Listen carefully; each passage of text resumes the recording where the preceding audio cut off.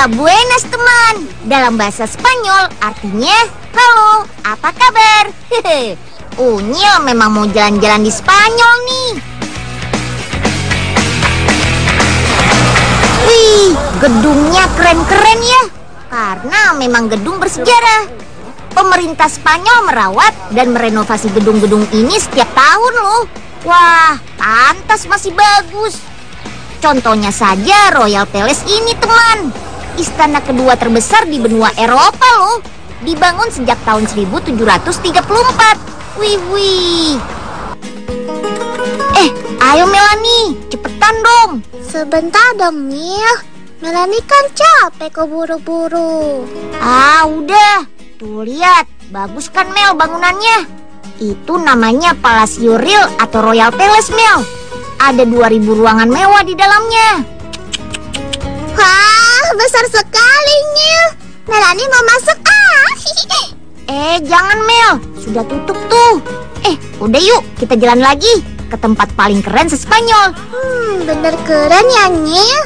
Awas, nggak boleh bohong. Iya, come on. Kalau berbicara tentang Spanyol, pasti kalian langsung ingat pekerjaan super gagah yang satu ini. Nih, Unyil kasih kata kuncinya ya. Banteng. Ayo tebak. Bukan peternak banteng. Tapi memang ada sih peternakan banteng di kota Sevilla. Yang Unyil maksud pekerjaan gagah, pakai baju kerlap-kelip merah dan beradu langsung sama banteng. Apa coba? Yang jawab Matador. Betul tuh. Matador bertugas memberikan kita hiburan dengan menaklukkan banteng. Bukan sembarang banteng loh. Yang pasti banteng kuat, liar dan ganas. Berbadan besar di atas 500 kg. Dan juga bertanduk panjang dan tajam. Galak pasti ya.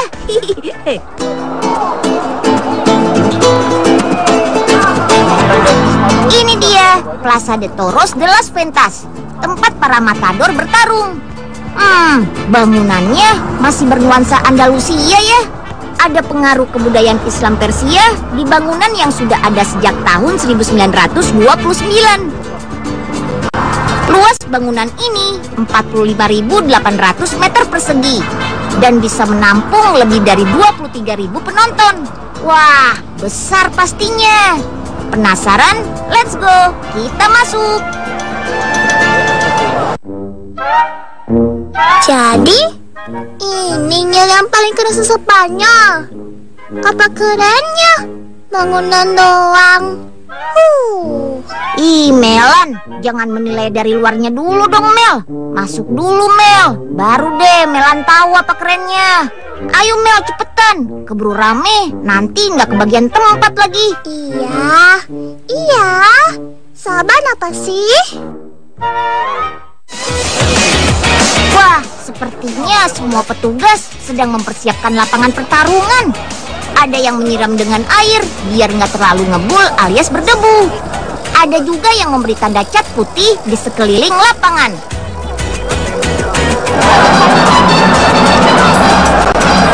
Trompet sudah berbunyi, adu banteng pun mulai. Semua peserta pertarungan masuk dan memperkenalkan diri ke para penonton.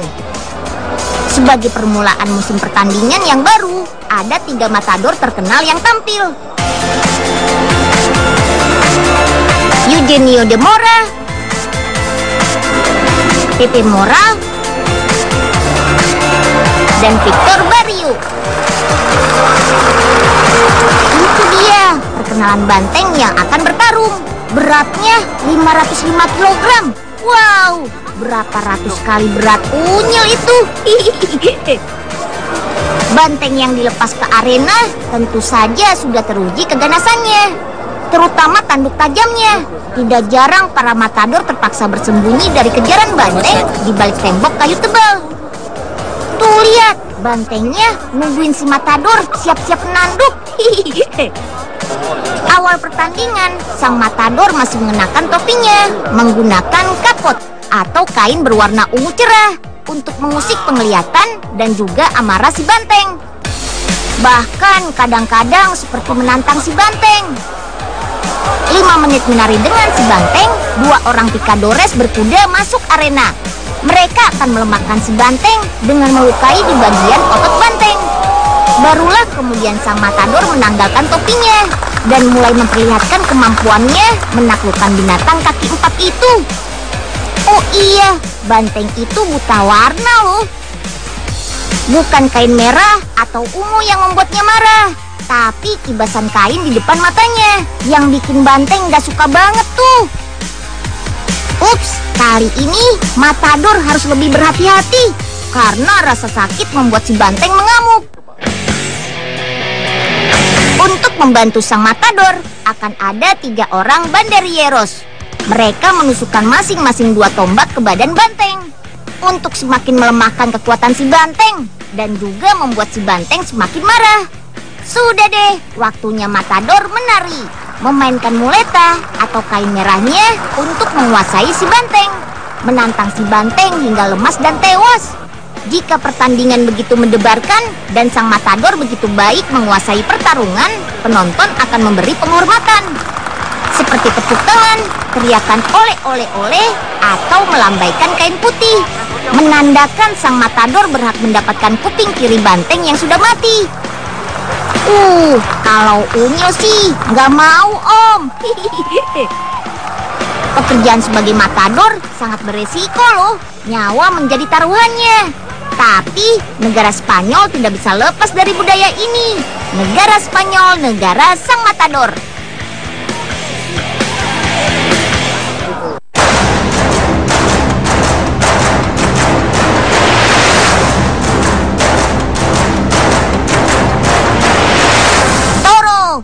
Toro, sini. Ayo tabrak kain ini.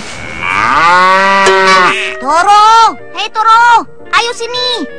Aduh, kok nggak bisa sih? Nggak mempan nih kain merahnya. Ilmu Unyil kurang nih. Aduh, Unyil lucu deh. Itu kan sapi, Nyil, bukan banteng. Gak bakalan nyerang kain merah Unyil. Mau jadi matador ya? Melon. Unyil kan jadi malu nih. Asal mula adu banteng berasal dari sejarah mengorbankan kerbau jantan pada masa Yunani sampai Roma kuno. Sampai di Spanyol, kebiasaan ini mengalami perubahan, jadi mengorbankan banteng. Abad ke-18, Raja Carlos III sempat melarangnya. Tapi penerusnya menghidupkan lagi olahraga ini. Abad ke-19, sekolah matador didirikan di Sevilla, sekaligus dengan peternakan banteng unggulnya. Wow! Awalnya tujuan utama adu banteng cuma mempersiapkan banteng untuk dihabisi pedang matador. Tahun 1914, Juan Belmonte, seorang matador bertubuh kecil dari Andalusia, mengubah seninya. Dia memperkenalkan pendekatan penuh resiko, yaitu mengibaskan muleta alias kain merah semakin dekat dengan tubuh banteng. Gerakannya indah seperti menari. Keren deh pokoknya. Ada satu lagi nih, budaya Spanyol yang cukup terkenal. Namanya tarian flamenco. Biasanya ada seorang pemain gitar yang mengiringi tarian ini. Dan gitarnya, ya gitar Spanyol yang terkenal itu. Biar lebih keren lagi, Unyil mau ajak teman-teman langsung ke pabrik gitarnya ya. Di daerah Muro del Alcoy, kota Alicante, negara Spanyol. Kota Alicante memang terkenal sebagai kawasan industri di negara Spanyol ini. Ada banyak perusahaan mainan anak, makanan, sampai yang satu ini, pabrik gitar Alhambra. Berada di daerah Mediterania yang kelembapan udaranya rendah, sangat bagus untuk pabrik gitar. Kenapa? Karena kelembapan berpengaruh pada bahan kayu yang menjadi bahan baku dasar gitar, teman. Wah, pabrik besar ya, Melon. Wih, Unyil nggak nyangka. Iya, Nyil, ngerjainnya udah pakai mesin kok. Ada juga seniman dan ahli gitarnya. Udah masuk yuk. Kemon, Mel, kali aja Unyil dapat gitar gratis 1. Bahan dasar kayu berasal dari seluruh dunia loh. Mulai dari kayu cedar, mahogani, eboni, siprus, rosewood. Tapi nggak langsung diproses ya. Simpan dulu kayu selama 2-3 tahun agar benar-benar kering dan stabil. Kalau sudah kering, biasanya terlihat mana kayu yang bagus atau sudah berlubang. Terlihat juga motif kayunya. Dan yang akan kita pakai adalah bermotif lurus, rapat, dan rapi. Wih, teliti banget ya. Potong-potong kayu sesuai fungsinya di mesin pemotong alias sawmill. Mulai dari memotong untuk bagian leher, kepala gitar, atau badan atas dan bawah gitar. Bagian kayu yang terbuang nantinya akan kita haluskan pakai mesin dan bentuk menjadi briket kayu. Bisa kita jual kembali untuk pemanas ruangan kala musim dingin tiba di Spanyol. Lanjut, tipiskan bagian badan atas gitar dengan mesin tentunya. Tingkat ketipisan biasanya disesuaikan dengan model dan detail gitar yang akan dibuat. Jangan lupa semprot udara agar badan atas gitar bersih dari serbuk kayu. Oh iya, sebagian besar pengerjaan biasanya ada yang memakai mesin kecil. Ada juga yang memakai mesin robot untuk langsung membuat seluruh bagian gitar.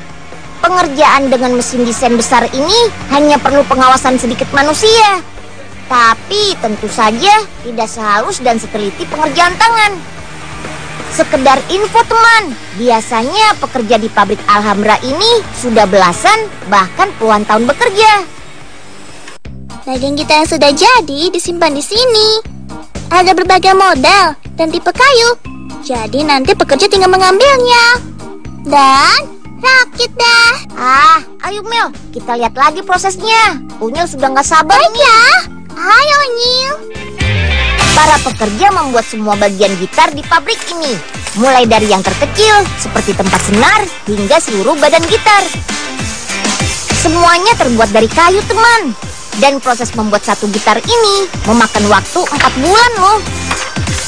Bahkan bagian rosetnya, itu loh lingkaran di lubang badan gitar. Cantik ya, buatnya dari kayu juga ternyata. Come on, waktunya kita merakit.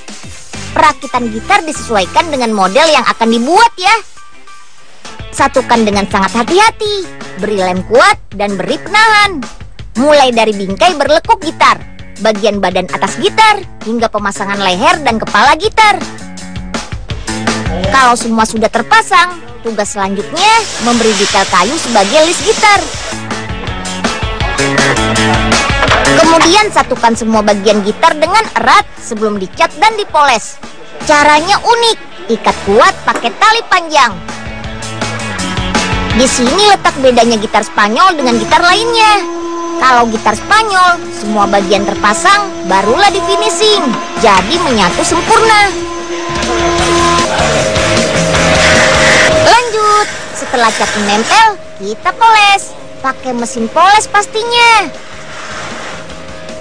Kita pasang semua bagian di leher gitar ya. Kemudian semua bagian di kepala gitar. Dan terakhir senar gitar. Oh iya, semua gitar pabrik ini memiliki kode produksi secara komputerisasi. Jadi kalau ada kerusakan tinggal cek di kode produk, akan ketahuan semua detail model dan spare part yang digunakan. Canggih kan? Jangan kemas dulu gitarnya. Kita tes dulu bagus atau tidak. Ada bagian quality control yang bertugas memeriksa apakah gitar itu bagus atau tidak. Mereka terdiri dari para master seniman gitar dan juga para musisi gitar. Dengerin deh suara gitarnya.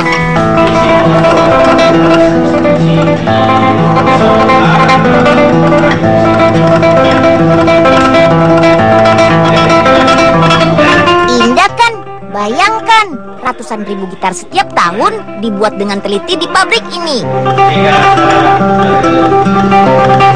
Harganya sih bervariasi, tergantung model dan master pembuat gitar mana yang membuat. Perfecto.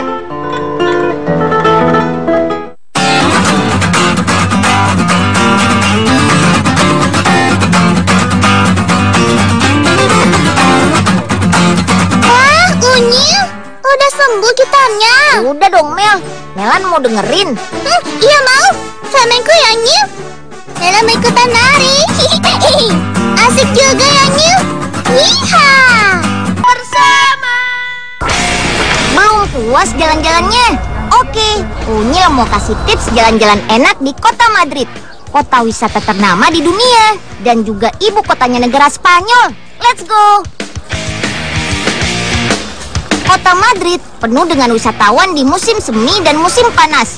Biasanya tempat wisata bermula di sentro atau bagian pusat kota alias alun-alun. Ada 3 cara asik mengelilingi kota Madrid. Pertama, jalan kaki, murah, santai. Tapi mungkin jangkauan berjalannya nggak terlalu jauh. Cara kedua, naik Madrid Segway. Apa itu Segway?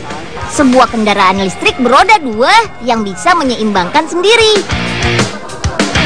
Nah, di kota Madrid ada tempat penyewaan Segway yang mempermudah kita berwisata ke semua tempat. Wah, asik juga ya. Harga sewanya paling murah berkisar 35 euro atau 500.000 rupiah per orang. Ih, Melan mana sih nih? Lama amat. Apa Unyil tinggal aja ya? Ya, nggak nyala lagi. Ya, lupa Unyil cas baterainya. Ya, gimana mau nyala nih? Aduh, sakit. Unyil sakit kenapa? banget nih. Makanya yang sabar dong. Sini Melan bantuin. Lanjut, ada pilihan ketiga. Kalau mau yang lebih nggak pakai tenaga, bisa pakai bis. Ada bis 2 lantai yang bisa mengantar tur kota Madrid loh. Satu orang cuma seharga 21 euro saja. Tinggal duduk santai dan nikmati indahnya kota Madrid hingga ke daerah pinggirannya. Bis ini memiliki beberapa pemberhentian. Kalau kita mau menikmati objek wisatanya, kita tinggal turun. Nanti naik lagi bis selanjutnya tanpa membayar. Karena kartisnya berlaku 1 hari. Murah meriah kan?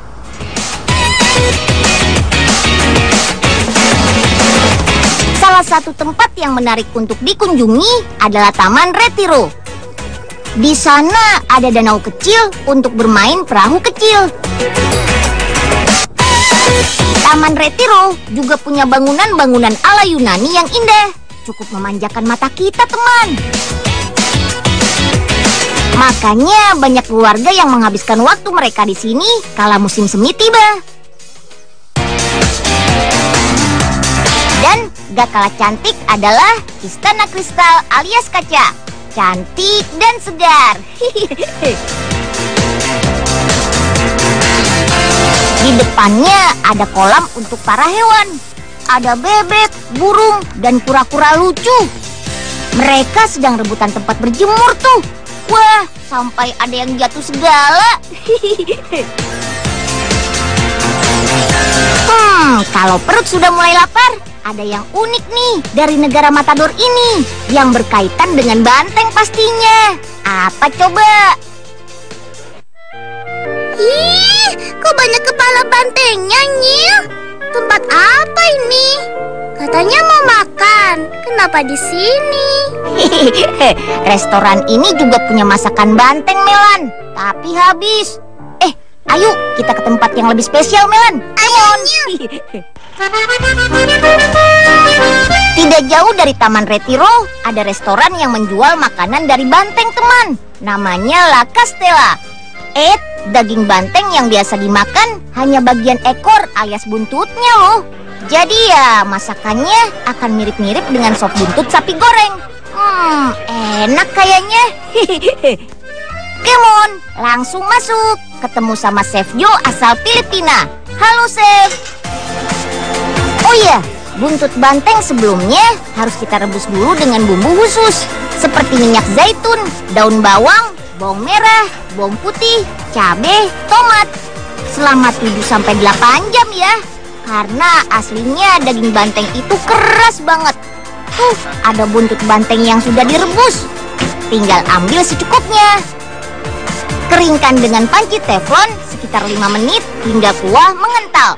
Siapkan piring, beri kentang rebus dan taburkan daun bawang. Letakkan deh buntut banteng rebus di piring.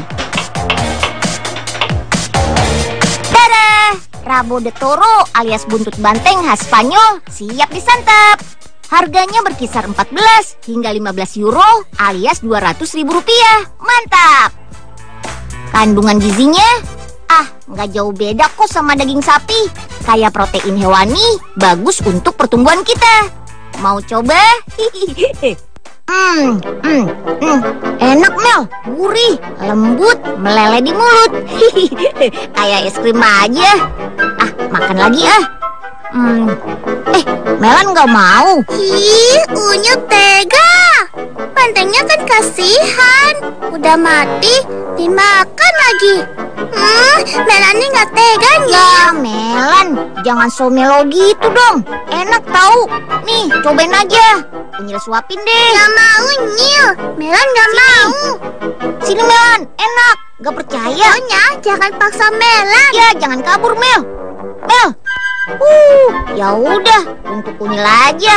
Habisin.